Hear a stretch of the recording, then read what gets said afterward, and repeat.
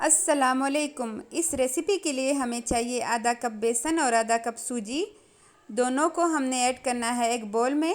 Add करने के बाद हम इसमें ऐड करेंगे थोड़ा थोड़ा सा पानी और हमने इसका एक पतला सा पेस्ट रेडी कर लेना है।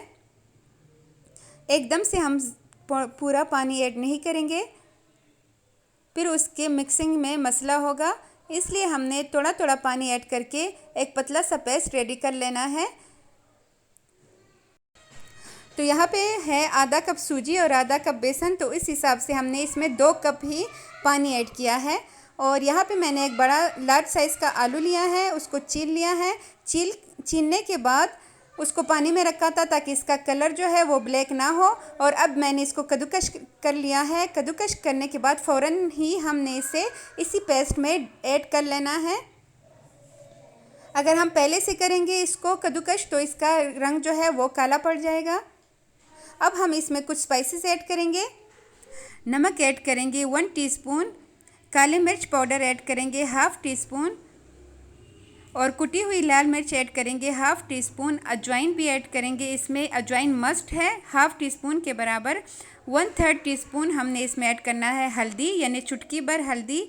बुना कुटा ज़ीरा ऐड करेंगे 1/2 टीस्पून।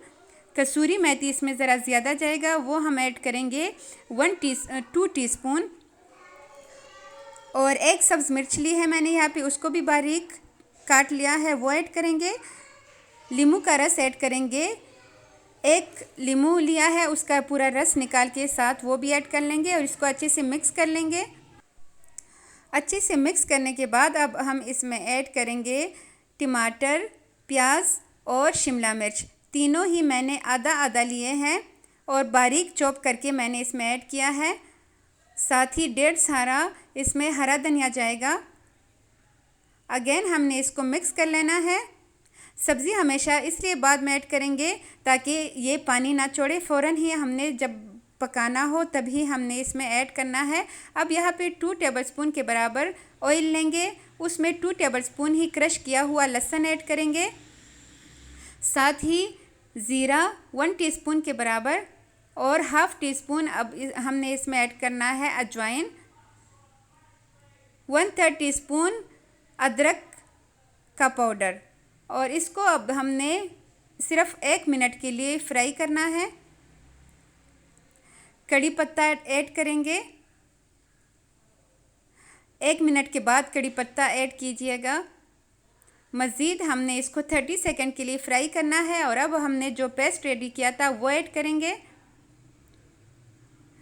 इसको हमने पका लेना है 3 से 4 मिनट के लिए मीडियम टू लो फ्लेम पे, ताकि ये जो पेस्ट है ये अच्छे से पक जाए। इसमें जो सूजी है और जो हमने इसमें बेसन ऐड किया है उसका जायका भी पक जाएगा और इससे हमारा एक बहुत ही ज़बरदस्त पेस्ट रेडी हो जाएगा। चम्मच हमने मुसलसल हिलाते जाना है क्योंकि ये बॉटम में चिपक जाएगा। अब यहाँ पे 4 मिनट हो चुके हैं और मसाला हमारा अच्छे से ये रेडी हो चुका है। अब हम इसको निकाल लेंगे किसी भी बर्तन में। तो यहाँ पे मैंने एक बोल लिया है, उसको मैंने ऑयल से ग्रीस कर लिया था पहले से। सारा पेस्ट उसी में ऐड कर लेंगे और काउंटर पर इसको छोड़ देंगे 10 से 15 मिनट के लिए ताकि ये अच्छे से सेट हो जाए। तब तक हम इसके लिए तो इसको ऊपर से हमने प्रेस कर देना है, इसको छोड़ देते हैं और तब तक हम इसके लिए चटनी बना लेते हैं जो बहुत ही ज़बरदस्त और एक नई रेसिपी की चटनी है। तो यहाँ पे धनिया लिया है मैंने और साथ ही 3 अदद मिर्चें ली हैं और ये दही लिया है मैंने आधा कप के बराबर। 3 टेबलस्पून इसमें ऐड करेंगे मायोनीज़। ये इतनी ज़बरदस्त चटनी है ना, बिल्कुल न्यू स्टाइल की। इसको आप बर्गर्स के साथ, रोल पराठे के साथ और ऐसी बहुत सी चीज़ों के साथ आप यूज़ कर सकते हैं। साथ ही यहाँ पे मैंने ऐड किया है तिल, सफ़ेद तिल जो होते हैं 1 टेबलस्पून के बराबर और चुटकी भर मैंने इसमें नमक ऐड किया है। इसको अच्छे से ग्राइंड कर लेने के बाद आप देख सकते हैं बहुत ही ज़बरदस्त हमारी चटनी रेडी हो चुकी है और यहाँ पे 15 मिनट हो चुके हैं। हम इसे काउंटर पर निकाल लेंगे और इसकी अब हमने करनी है कटिंग। आप अपनी मर्ज़ी से जैसे चाहे इसकी कटिंग कर सकते हैं। तो वीडियो देखते देखते अगर यहाँ तक आ ही गए हैं तो प्लीज़ लाइक करें और जो चैनल पे नए हैं वो सब्सक्राइब किए बिना मत जाइएगा। यहाँ पे हमने इसकी कटिंग कर ली है। हाथ की मदद से इसके तीनों साइडों को हमने अच्छे से दबा लेना है और हमारे सारे स्नैक्स जो है वो रेडी हो चुके हैं। अब यहाँ पे मैंने ऑयल लिया है, ऑयल अच्छे से गर्म हो चुका है। मीडियम टू लो फ्लेम पे हमने इसको फ्राई कर लेना है। इसमें तकरीबन लगेंगे टोटल 3 मिनट्स और हमने हर एक साइड को ऐसे ही फ्राई करते जाना है। टोटल 3 मिनट्स के बाद ये हर साइड से जो है वो फ्राई हो जाएंगे। हमने इनकी साइड्स जो है वो चेंज करते रहना है।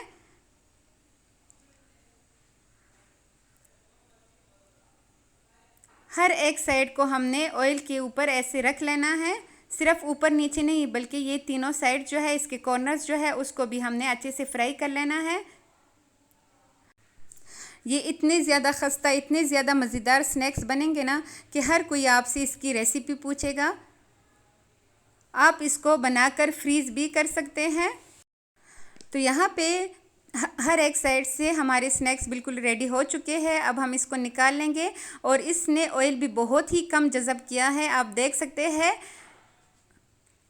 ऐसे ही करके मैंने सारे स्नैक्स जो है वो फ्राई कर लिए हैं। अब हम इसको डिश आउट कर लेते हैं और इसके साथ आप यही चटनी बनाइएगा तो आप इसका जायका मज़ीद इसका डबल हो जाएगा।